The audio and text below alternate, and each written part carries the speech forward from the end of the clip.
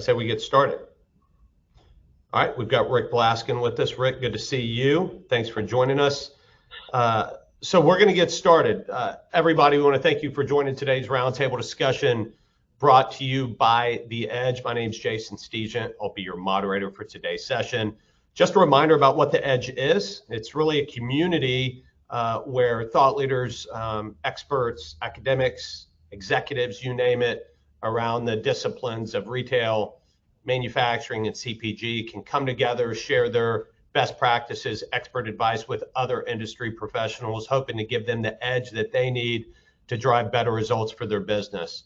In terms of content, we really have these virtual roundtables probably every 6 weeks, webinars every month. We've got video content that comes out almost twice a month, a bunch of articles. So a lot of great stuff that is curated for the industry professional across retail, manufacturing, and CPG.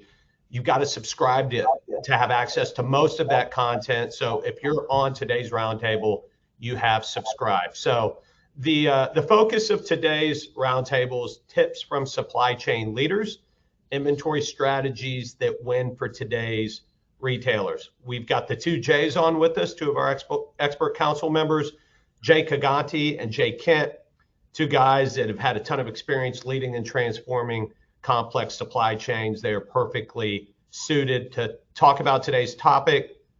Jay Kaganti, I'm going to hand it over to you for a brief introduction, and then Jay Kent will do the same thing for you. Thank you, Jason. It's happy to be here. Jay Kaganti, just a brief intro with Estee Lauder Companies, almost 2 decades in this area.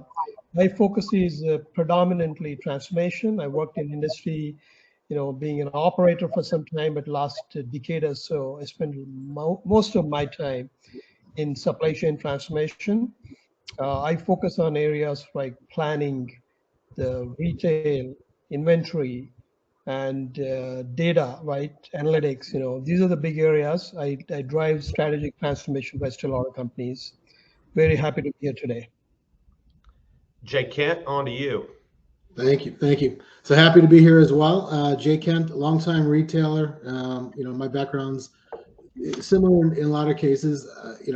Chief supply chain officer for a number of different retailers throughout my career. Had responsibility for really seed to shelf, anywhere from planning allocation to raw material procurement to manufacturing, industrial engineering, transportation, etc.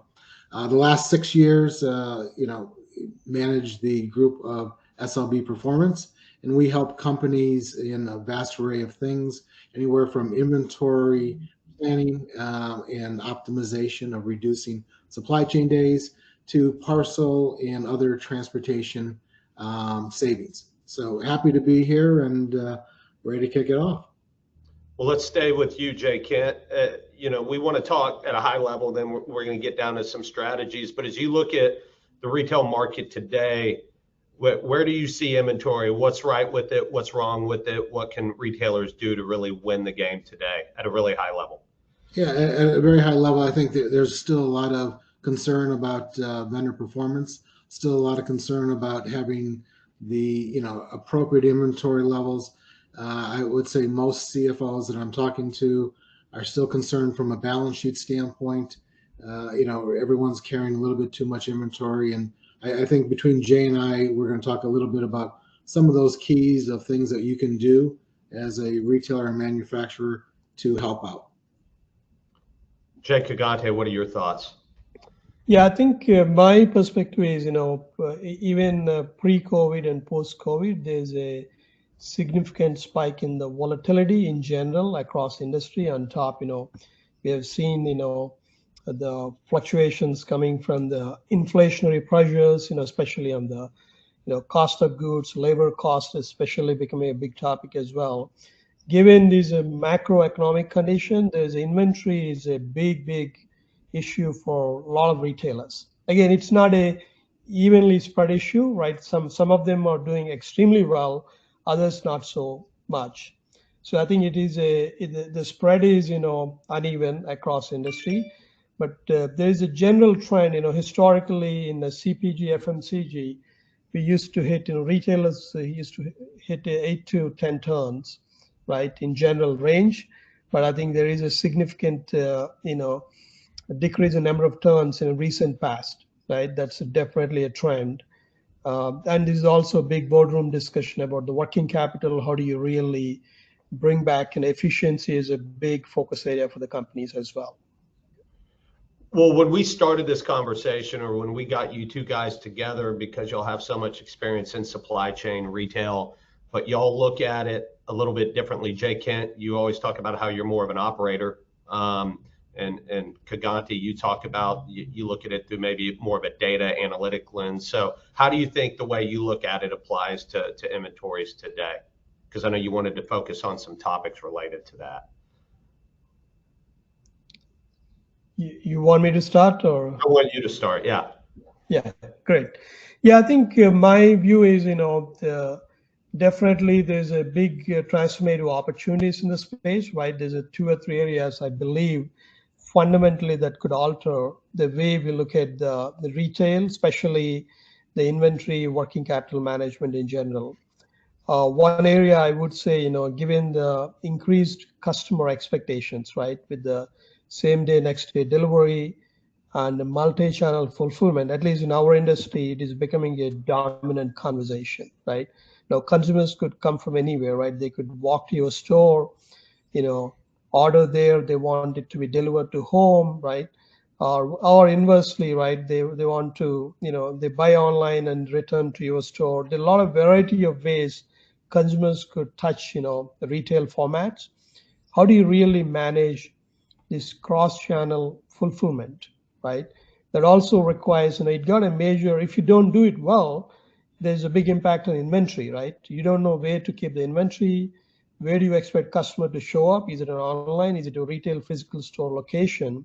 So you had to be very thoughtful and agile in terms of managing, this cross-channel or multi-channel fulfillment. This is one big area I would definitely, stress upon. Other area, I think, now given this volatility in general, I think more and more companies should really look at, planning as a continuous process. It's not like a set a plan and forget, but it needs to be more dynamic in nature, right? How do you want to really plan continuously and respond to the execution? So these are the 2 big themes, I'll speak as we continue to go further into the conversation. Yeah. Jay Kent, can you hear us okay? I think Jay might have a little bit of a connection issue, but he can get back in. I know we've got Rick Blaskin with us. Rick, can you hear us? You're currently on mute. How you doing, Rick? Can't hear you either, Rick. Mark, can you hear us? Yeah, I can hear you fine. Okay, great. Just wanted to make sure everybody can hear us. Well, Randy, can you hear us okay? Yep, I think Randy can hear us. I think Jay froze on us, so Jay will get back in. Jay Kaganti, let's just stick with you for right now until Jay Kent's able to get back in, just to keep the conversation going. You talked about single view of inventory, integrated business planning cycles we talked a lot about a number of topics you wanted to cover. What are some other topics that you want to focus on today, and what retailers can do to win the inventory game like we talked about today? Yeah, one of the big area definitely in top of my list is, again, it's driven by analytics strategy, right? How do you really drive the customer segmentation, right, which corresponds to inventory segmentation? So I think this is one of the biggest opportunity area. It could really inform, how you set up your assortment, right? The breadth of assortment we know is one of the major driver for inventory, right? So I think, the analytics, especially the segmentation, is a big opportunity in this area as well. That's one of the topic I want to go a little bit deeper as we further go into conversation. Yeah. Jay, can you hear us okay? Yeah, I can hear you fine. Fantastic. So we were just talking about some of the topics that Jay wanted to focus on, and then you as an operator, you look at it a little bit differently. I think Jay and I come to it from the same side. Again, as running supply chains. From my standpoint, I think a couple things I want to bring up to the table would be is it's really important to measure inbound performance. And so a lot of my conversations right now are with customers, making sure that they have the measurements in place to measure on time and in full. Because if they're not measuring that succinctly and providing feedback to their partners, the reality is they're losing the opportunity. You know, I would tell you that at Kohl's, when I was there the third time, one of the things that we did is we put in measurements and tools to measure our inbound performance, and we were able to reduce our overall supply chain days by about 25% by simply sharing information, holding people accountable. So I think that's a huge opportunity from a holistic standpoint. It's good from a turnover side, which Jay talked about before, as well as performance. So that's one area.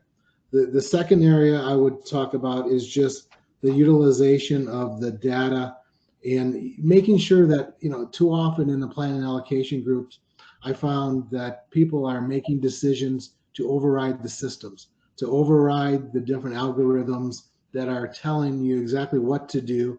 And there's still a preference to, use that retail, knowledge that they think they have and think sometimes that they're smarter than the systems. And then just one other one I'll talk about and then turn it back over to Jay is making sure that you're focusing on the 20% of the SKUs that are really generating probably 80 to 85% of your retail revenue.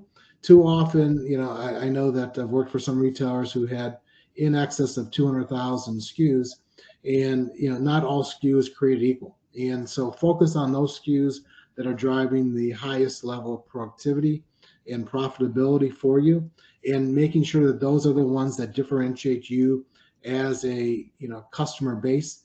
So put your money where it makes sense, and you don't necessarily need to try to have 100% of stock on everything, because the reality is no company can really afford that level of inventory. So before I hand it over to you, Jay, we've got some people. I just want to understand the background of some of the folks that are here today. So Mark, you were the first one to join. What's your background as it relates to, and obviously Jay Kent, tell us a little bit about your background and what this topic means to you, so everybody's got their 2 cents here. Well, I did work with Jay at Tiger Direct, and so I do have a lot of operational background from the finance point of view when it comes to inventory and working capital. Right now, I'm working for a company that actually is not going to the retail market, but inventory is being made in Denmark as we speak. And so I'm trying to, just keep informed on what's going on in the market as far as inventory goes. We will not sell retail. We'll do B2C. But I'm just kind of here just to absorb and listen. Fantastic. Glad you could join us. Randy Smith, can you hear us? You're on mute right now. Yes, I can hear you. Okay. How about you? Just to introduce yourself and learn a little bit more about you and why this topic means something to you. So yes, right now I'm an independent consultant. I work with various companies out there. Right now I'm working with, I don't want to really call it a startup, but and they also will not go direct to market, but what they are is bringing in a new technology into the automotive aeronautical sectors. So again, it's more to, from business to business, but obviously have similar issues in regard to inventory management and supply chain risk that they're trying to overcome, or I'm helping them to overcome. Great. And then Rick, you can hear us. I don't know if we can hear you. Yes. Can you hear me now? We can. Okay. Got it. Glad you could join us. Sure. Well, my background, I spent a whole bunch of years at Nabisco and Kraft Foods and Conagra, and then went over to the Council Supply Chain Management Professionals, led that organization for 15 years and retired from there. Of course, nobody ever retires in supply chain. A couple of years ago, and doing a few things with some companies now. And Jay Kent and I met, I don't know, decades ago, somewhere along the way. It is. See you again. That's good. Good to see you, Rick. Awesome. And then we've got Saravana. I don't know if you can hear us or not. Jason, thanks for that. So I'm a senior director with Tiger Analytics. It's one of the leading analytics firm, and I take care of supply chain. And I've been doing years of work on network optimization and some of the other topics. But what is really happening, what we're hearing from our most of our customers is bringing it down and looking at inventory at the operational level as a continuous process. So I'm here to learn more and hear from the experts on what really they are doing at their places, and it kind of helps me as well. Awesome. Awesome. Well, Jay, I'll kick it back to you. We talked about last week just how different, I mean, how much harder is it now than it was 5 years ago, 10 years ago, 15 years ago to plan for inventory with all the disruptions, everything you've got out there right now? I mean, how do you look at that? Even with all the tools we have at our disposal, is it easier? Is it, how do you see that?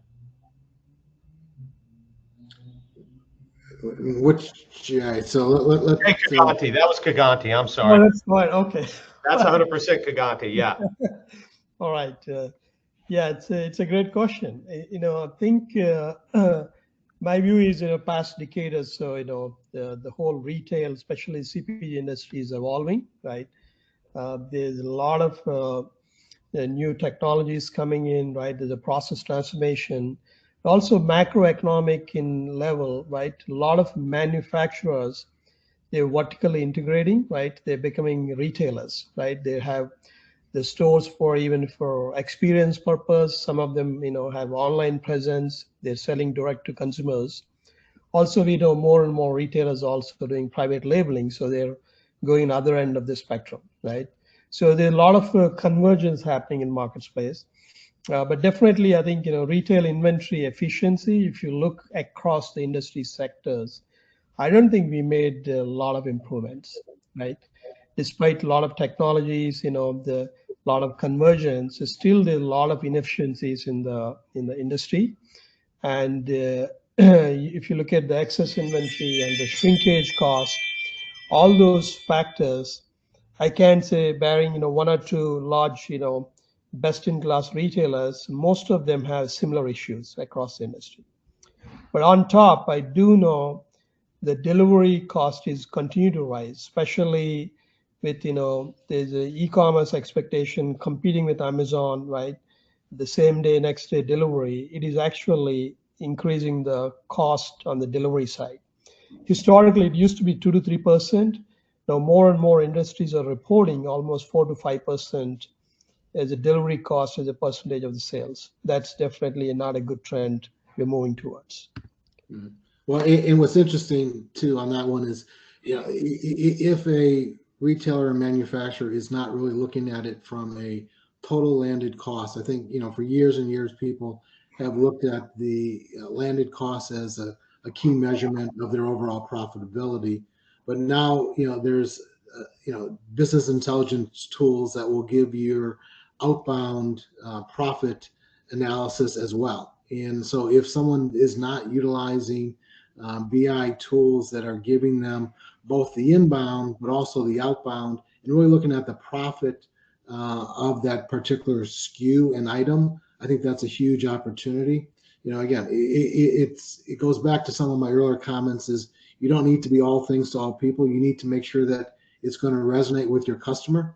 And if you have the tools in place to measure your profitability by SKU, not only for landed costs, but really as important, if not more important, your outbound performance, because many companies I've worked with, really quite frankly don't have that visibility, and they're at a disadvantage. So they may be doing things that at the end of the day, and I know Mark's the CFO, and the reality, CFOs love the ability to be able to go after that low-hanging fruit. And if you're not measuring that correctly, I think that's a huge opportunity. And to Jay's point, I think there are a lot more tools out there, but I would say as a industry, we still need to make sure that people are benefiting from that and not trying to stay in the old way of doing things. And again, it goes back to my earlier example of planning allocation. If you're not measuring the overrides that people are doing of that, you're putting yourself at risk, and you're putting yourself from a working capital standpoint at a disadvantage as well. Hey, Jay, Kent, you mentioned SKUs. You have an 80/20 rule with that. Can you tell us a little bit about that? It's one of the things you like to talk about. Yeah, I think the reality is, we have many retailers will have in excess of 200, 300, 400,000 SKUs. Some of those will be within their facility. Some of those will be through different relationships. And the reality is, it's important for your hero SKUs, your most important SKUs, to have a very high in-stock percent. And what I mean by that is 98.5% or more. Whereas those fragmented SKUs that are more tertiary, you're not going to be at 98% SKUs. In the distribution centers, you typically won't allow a forward location for that. Two is even how you market it should be differently. So those are really those SKUs that you need to have, but you're going to have very, very slow turn.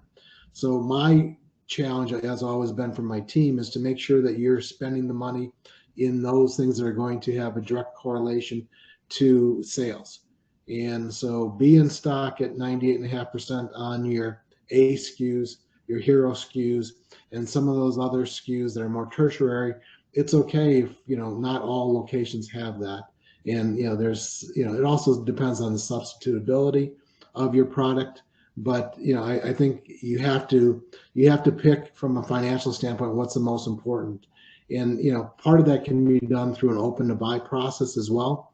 So if you don't have a robust open to buy process where you're looking at things at the category, at the department, at the SKU level, that's also another opportunity, because too many companies, and I'm talking companies that do over $60-70 billion, who you would think for sure they would have an open to buy process. They don't. And so I think that's just another area of opportunity to have the controls in place. You mentioned challenges. Jay Kagante, you're in the weeds every day. You're at Estee Lauder. I don't know how much you can say or not say, but what would you say as a head of supply chain as it relates to inventory? What's your biggest challenge or challenges that you're trying to grapple with now and with the way the market is currently? Yeah, I think I want to build upon what Jay just talked about, the 80/20 rule, right? I think in our case, probably even I would say this is probably a 90 and 10, right? There's a good chunk of, probably 10-15% of SKUs that drives, your revenues, market share, right? And the margins, right? I think that's a trend across industry, right? There's a certain hero products, they have a disproportionate weightage, right? How they influence the marketplace. So I think it's how do you really identify your heroes upfront, because it's a dynamic, right? It's not like a hero is not going to stay forever, right? So as you introduce, especially in our business, as you're doing a lot of new product introduction, you need to continuously, review your portfolio, right? You start all the way up from the portfolio management, right? How do you really cull through the SKUs and manage certain hurdle rates so that you're not really, keeping too many SKUs at the storefront. So that's one of the things, that's the reason I go back to the segmentation concept. It's not only product segmentation, right? Identifying your heroes, top sellers, or your B's and C's, also your customer segment. How do you really look at your customer segment from a store segment, and how do you position the right inventory for each store? So that means based on the geography, based on the, microeconomic conditions, where the store is located, you have to do that matching, right? The product and store matching. So that's why you do the best placement of the inventory, so you can you can maintain the high service levels and also the greater inventory turns.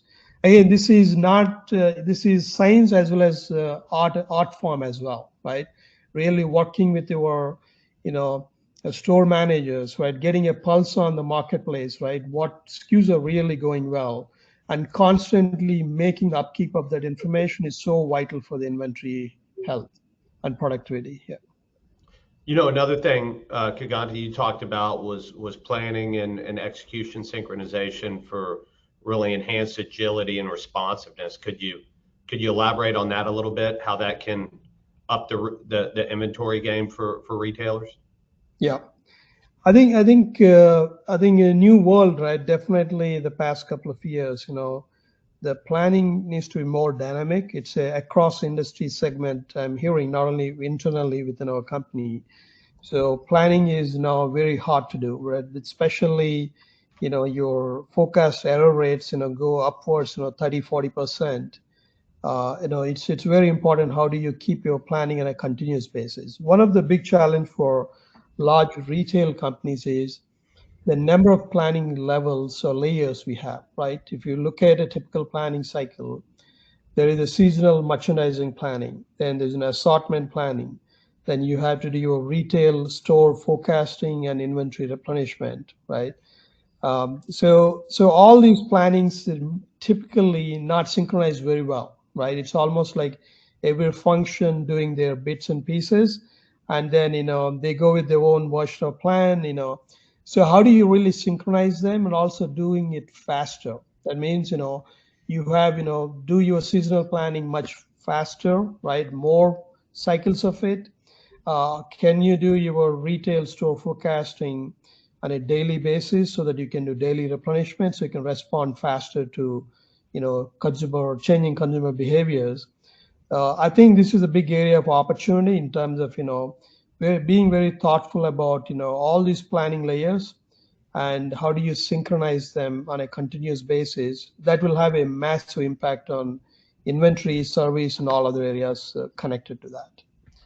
Would you say the majority of those retailers aren't doing it daily, doing it weekly? I think they're doing daily, but I mean, a lot of them might be doing daily for sure. But how it is connected to other planning, right? How frequently you're updating your assortment, for example, Mhm. right? Because assortment, I believe, the breadth of assortment is a fundamental driver for your inventory in a store. And if you don't do it well, right? So you could have a daily planning cycle at a retail store, but still you're planning those SKUs already dated, right? They're not in the top of the consumer minds.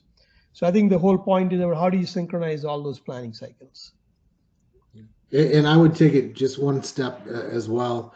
And everything, I agree 100% with what Jay's saying. And I would give you a real life example that sometimes it's not even complicated because we either failed to plan or failed to execute. And so typically a retailer will have either ad goods, okay, that could be weekly.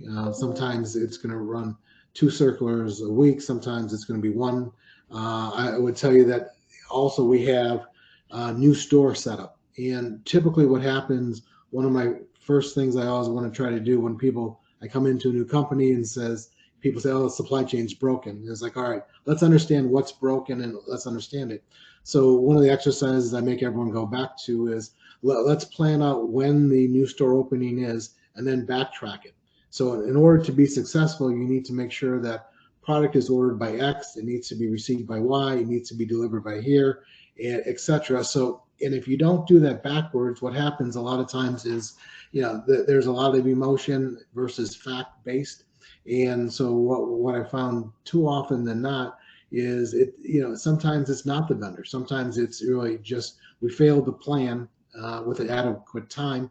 So whether it's ad goods or new store openings, etc., more inventory isn't necessarily the answer. Having the inventory when you need it and when you want it, and it can be, communicated properly. I think that is huge. And so I think there's also a huge opportunity sometimes to just do basics. So it's not real fancy. It's not real sexy. I don't need AI for it. You just need a little bit of common sense, and you need to be able to articulate and hold the internal group together.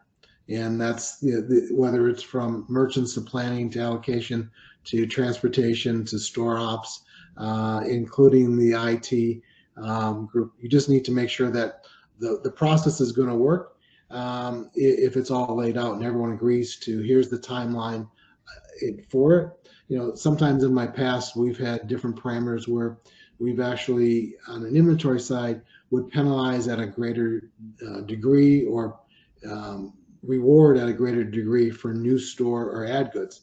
And a lot of times when we really looked at the details, it was more self-induced than it was others. So sometimes we got to look in the mirror as well and make sure that we're not part of the problem. Awesome.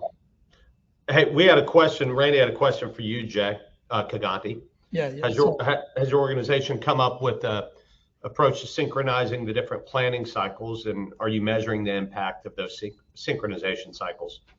Yeah. So I think we identified this is one of the opportunity within the company, right? We do have a lot of different plannings you could imagine, right? So we are manufacturers, and also we have almost 1,600 plus stores globally, right? Big online presence, a lot of different channels. So I think one of the area we are really looking now deeper is the integrated business planning cycles, right? How do you really bring, what we call merchandising financial planning, which happens at, category level, and the sales and account planning, then typically a retail store planning, all those plannings are happening, but not necessarily they're all connected, right? So they could have a different set of assumption, for example, right? When you do your A&P planning, advertising and promotion planning, right? Your marketing team might have a set of assumption. If those assumptions are not clearly transparent for retail planners, right? They might have a different set of assumption, right? So I think now we are trying to look at all those areas where, how do you set up a common data sets, whether it's the promotional activation or SKU introduction, right? What are the initial volumes, right? So what is the cannibalization? Is it a halo effect, right? So all those factors we're trying to centralize or putting a common set of database, so that's why everyone could use, and it will create a right tension point from different planning function, right? You could come with a set of assumption instead of arguing about the numbers. You really talk about what set of assumptions you are actually building your plan, and you can course correct, by aligning to the assumption. So that's what the work we are currently doing. It's a multi-year work, and we believe this will really elevate the quality of planning in the coming years for the company. We got a question from Saravana. Jay Kent, we're going to go to you, but it's for both of you also. Want both of your opinions. Saravana wants to know, how are you solving the signals or insights latency between the store and the planning teams? Jay Kent, do you have thoughts on that? Yeah, again, I would say every company is different, but I typically haven't seen a big latency issue. Again, typically you're going to be able to get sales information the next day. So in most of the retailers that I've worked with or manufacturers, I haven't necessarily seen, if I'm understanding the question correctly, I haven't really seen much of a latency issue because there's no question, data is a great thing to have, but sometimes, the reality is whether I know it today or I know it tomorrow, I'm not necessarily looking for something that's going to make a decision today on something that's sold today. Again, typically what I've seen is you're going to aggregate that information. So there's a balance between inventory flow as well as productivity as well as costs. And if we sell one and buy one, I typically would tell you that that's not typically what I've seen. Typically we have normally, it depends upon the commodity, but it's not unusual to have 6 to 8 weeks of inventory in the pipeline. So it's not necessarily day sensitive. I will tell you that I've done some work in the grocery store chain as well. And, that's a little different. Produce, is much more volatile. So if you, as volatile as your SKUs are, just think about it from a produce standpoint. And even in that environment, although we used to replenish on a daily basis for the higher volume stores, we didn't do anything on the hour. It still was aggregated, and we would then fulfill for the next day. Because even in a grocery store, it's very common to have enough inventory to last for the next day. Jay Kagante, what are your thoughts on that question? Yeah, it's what I think. I would agree, generally with Jay on this point. If you look at individual store perspective, probably many of them, right? I don't think there's any latency, right? You know your sell through, how much inventory, right? Based on point of sales, typically you can address from a store perspective. But I think the real issue a lot of times is aggregation, right? If you have different channels, different format, your online, your retail stores, your discount stores, right? A lot of different channels. And if you have a multiple point of sale system, different planning engines for, each of the channel, how do you really bring all that information together and you can make informed choices about how you're allocating inventory to a channel or an account or even store? So that's I see challenge, right? I think a lot of large format retailers, they all have many different systems, different geographies, comfortable with different technologies, etc. Sometimes it will manifest such a way it's very hard to see from a corporate perspective how really all these things are coming together, right? That's where probably the latency question might be more relevant, in that context. Yeah. For the sake of full transparency, I just want everybody to know that Rick Blaskin is our latest expert that has joined the Edge Council. He's an attendee today. He's not one of the featured speakers, but Rick, do you have any just general thoughts on some of the things we've talked about thus far? When Jay and Jay were talking, it took me back to my food industry days. So when I give presentations, I always ask people, by the way, how many of you have been to a grocery store in the last 2 weeks? All the hands go up. And then I'll ask, how many of you only bought exactly what you went in there to buy? And all the hands go down. Yeah. And we have all this work on forecasting and inventory placement and all that. And we as consumers go in and buy something we had no intention to buy. And I suppose that's marketing doing its job, right? Creating demand where there was no demand. And hence the agile and responsive supply chains that exist today. But I wonder, Jay and Jay, we've worked hard over the years between manufacturer and retailer to exchange information. The early days, we had vendor managed inventory and then collaborative planning and forecasting, all those business processes. And it was really about relationships by and large. How do you think that's working today? Is there still good linkage between the manufacturer and the retailer to solve some of these problems? Yeah, that's Jay, you want to go first or? No, go ahead. Go ahead. Yeah, that's a great question, right?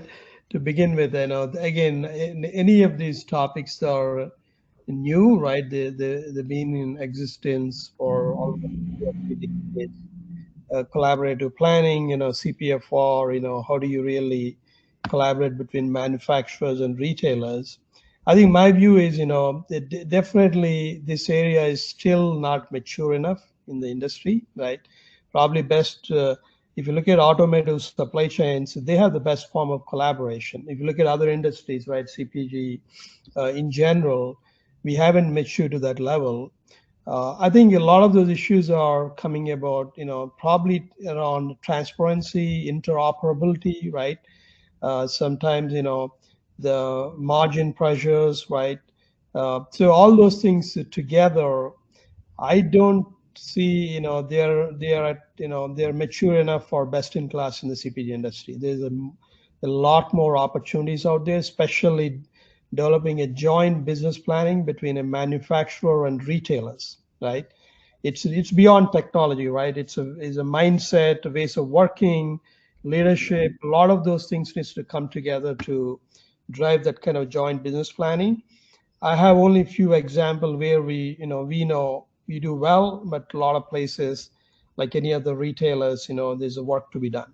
Yeah. I absolutely agree. I think there's been a lot of talk about it. I think, it's a great buzzword, but I think there hasn't been enough work done of holding each other accountable. And sometimes having a good partner really is holding them accountable. And I'm not necessarily saying it has to be chargebacks, but I think you have to measure performance. You have to reward performance.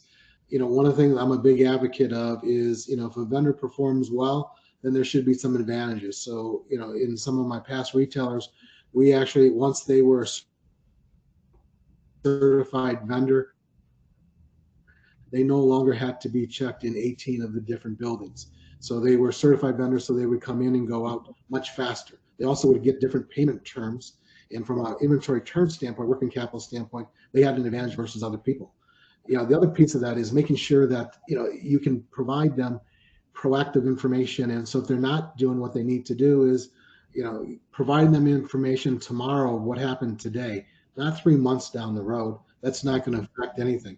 And so I think, Rick, to your point, unfortunately, I think that's still an area that is talked a lot about, but there really is not still the accountability and the information and really the true partnership of calling people out or just making sure that they're measuring it correctly and trying to improve it. There's a tremendous amount of retailers that are extremely punitive from a chargeback side, in an effort to try to affect change. But if they're only providing that information 3 months down the road, it's really more of a revenue producing versus affecting change.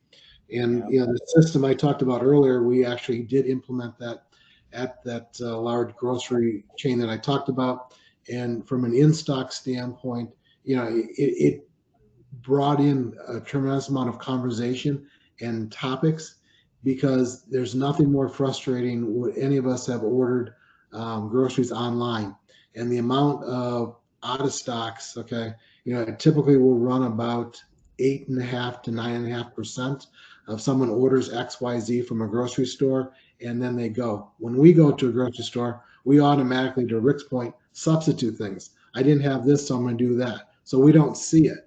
But when you're looking at it from a pure play number standpoint, it really gets accentuated in grocery. And grocery, as a general rule, quite frankly, in my opinion, is still a little bit further behind the curve than some of the other industries. But I think that unfortunately, it hasn't been as much progress as you would have hoped in the 15 years that you were at CSCMP. So still a lot of work to be done there. Right. Well, and we could do a whole session on common goals and objectives, but certainly between manufacturers and retailers, a common goal is keep in stock a higher percentage of time, right? Yeah. Consumer benefits, as do we all. Yeah, that's well said. Well said. So we've got a few minutes left. Just for the sake of time, we'd like to keep these 45, 50 minutes. Is there anything, Kaganti, we'll start with you because Kent just spoke, but actually, you know what? Sarvana had a question. So let's tackle this real quick. Sarvana, how are you enabling planners to make smarter and faster decisions here and now, and for scenarios emerging from days to week in the future with regards to inventory decisions? Jay Kaganti, do you want to take that one? Yeah, sure.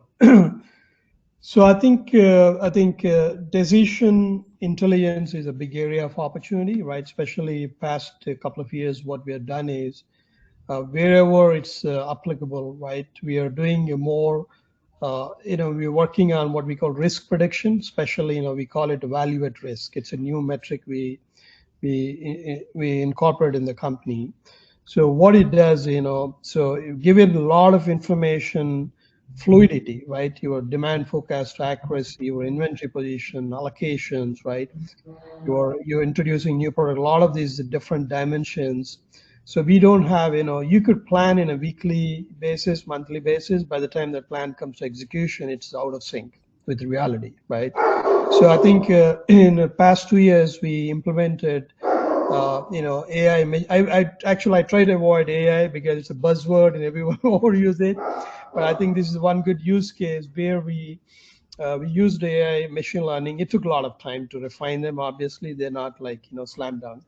So that's one area we're really bringing the insights to the fingertips of planners much faster, right?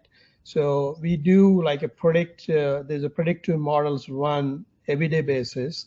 They look at all these factors, both demand and supply, inventory side, and they give, hey, these are the products, potentially they could go out of stock, or you could redeploy from, or give recommendation. You could, redeploy from this store to that store, or this DC to that store, right?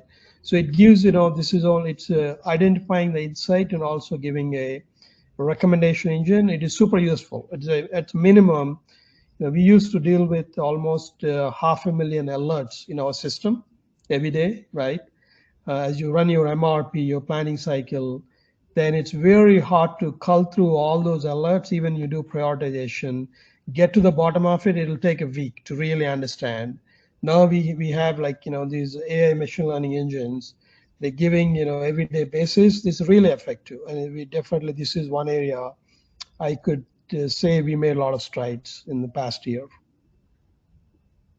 Jay, any thoughts on that? Yeah, I would say more of a holistic answer would be I think the role of the planner and the level of person that you have in that planning role, in my opinion, in the last 5 years has really elevated. And I think there's really been more of a focus on making sure you're getting some of your up and rising stars in those planning positions. And so, by nature, it A, gives them more exposure. B, I think you want to have some of those, very difficult and quick decisions need to be made by someone who, is upward mobility. And, so what I've tried to make sure that is we stock that planning group with some heavy hitters and making sure that really is a ground that people want to be in, because again, they control the purse strings. If done properly from an open to buy session, etc., they're going to have a much bigger voice than perhaps in the years past. And so I think there's been more and more work in the retailers that I've worked with of just elevating that position, making sure that they have those skill sets, and that those typically are going to be your high performing executives for the future. Let's stay with you since we're wrapping up. Just some parting thoughts, Jay. First of all, Jay Kent, thanks for joining us today. Appreciate it. As you look at retail inventory, what retailers need to do to win the game. So just give us a quick wrap, your thoughts, quick summaries. Again, the biggest thing in my mind is really measuring on time and in full, and providing that feedback to your partners, doing it quickly so that you can affect change, making sure that you are focusing in on your, whether it's 80, 90 or 90-10, focus on those hero SKUs and making sure you're putting your money there as opposed to trying to chase all different SKUs. So those are the two biggest things I would say that I'd like to make sure people walk away with. How about you, Jay Kaganti?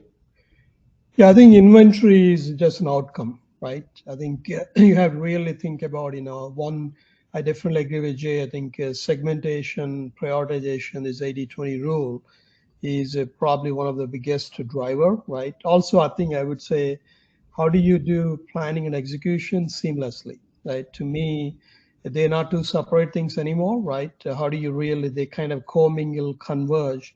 How do you set up your teams, your processes that brings planning and execution together so you can respond to the market changes? Invariably, that will impact your inventory productivity, right? Those are the two big things I would call out here. Great. Well, hey, that's gonna do it for today. We're about 48 minutes in. I think it was a great discussion. Wanted to thank everybody for joining us today. We recorded it, so it's going to be available on demand for all the Edge subscribers. And remember, you do have to subscribe to get access to this premium content. I imagine we'll have some additional discussions with the two J's in the future, whether it's through a webinar or a roundtable. But I thought you guys did a fantastic job today. Perfectly suited to talk on today's topic. I appreciate you joining us, and Rick Blaskin, thanks for joining, and Mark and Randy and Sarvana and everybody that joined. And Rick, I imagine you and I will put together some content this summer as well. Thanks, everybody. Rick, congratulations. Look forward to working with you. Thanks, Jay. Nice to see you again. Take and care. You too, Jay. Thanks, everybody. Bye. Bye-bye.